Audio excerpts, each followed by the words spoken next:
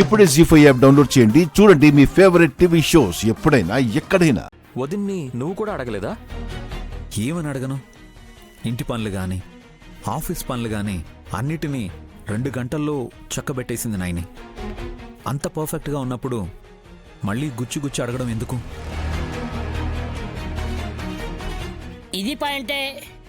అవును, ఇంతకీ ఏం మర్చిపోతానని రాసుంటుందో చూడొచ్చా నైని?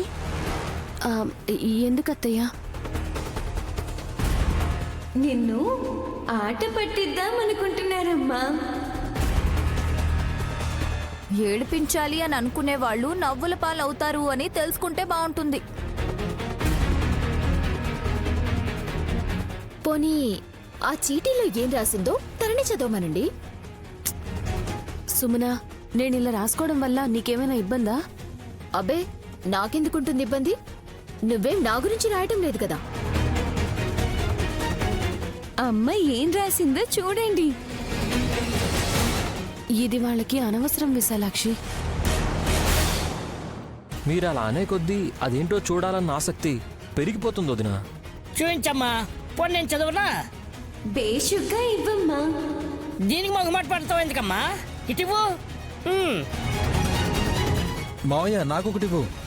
నాకుడు బాబాయ్. తలా ఒకటి చదవండి. ఇవేం ఆసుపత్రాలా నేను పంచడానికి? అల్లుడు టేక్ ఇట్.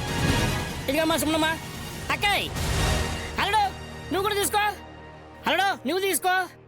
అన్నమ్మా ఇక తీసుకో.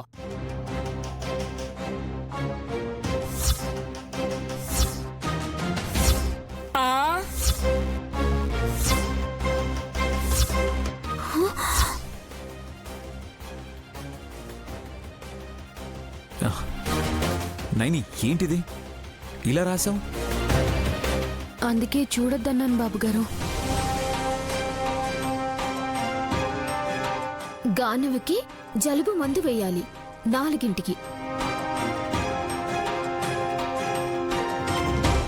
బాబుగారితో అకౌంటెంట్ ఆనందరావు 5ంటికి ఫోన్ చేసి మాట్లాడతానన్నారు.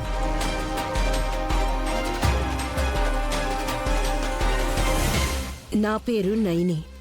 నేను విశాల్ బాబు గారి భార్యని. నాకు 2 పిల్లలు. పెద్ద పాప గాయత్రి, రెండో పాప గానవి. నిన్ను త్రినేత్రి అన్నా నైని అన్నా రెండింటికి చిరునవ్వుతోనే సమాధానం ఇవ్వు. చిరాకు పడకు.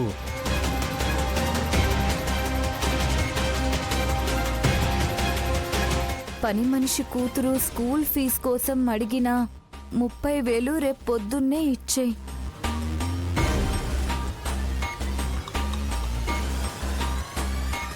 పావనమూర్తి బాబాయ్ దాచిపెట్టిన మందు సీసాను పిన్ని తీసింది అని చెప్పాలి.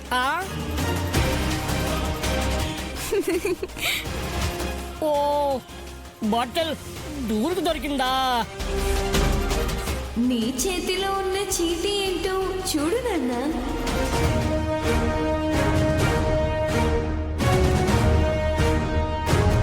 వీలైనన్ని సార్లు గాయత్రి పాపని ఎత్తుకో. టైం అయిపోతుంది.